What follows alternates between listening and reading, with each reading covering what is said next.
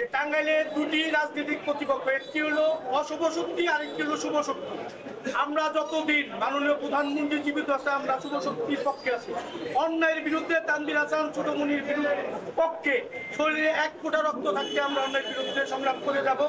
এবং আমরা মানুষের ভোটে নির্বাচিত, আমরা এখন অসহায়, নিজ ঘরে পরবাসীর মতো। আমরা জনগণের সেবা দিতে পারি না। আমরা একজন সর্বকালীন মা সেবা দিতে পারি না, একজন মানুষের জন্ম নিবন্ধনের জন্য আমরা দিতে পারি না। কারণ মেয়র মহোদয় রাজনৈতিক পৃষ্ঠপোষকতার কারণে মানুষ তার সই নিতে পারে না। যে কারণে একজন মানুষ কালকে সকালে ঢাকায় যাবে, সে তার অফিসে দরজাটকে টাঙ্গাইলের চিহ্নিত কিছু সন্ত্রাসীদের নিয়ে তাদের বঙ্গবন্ধুর হত্যার প্রতিবাদকারী জাতির শ্রেষ্ঠ সন্তান উস্তাদ ফারুক আহমেদের হত্যা বিলম্ব করার ষড়যন্ত্রে এই পৌরসভায় এখন একটি কার্যালয় হয়েছে, তার তীব্র নিন্দা জানাই।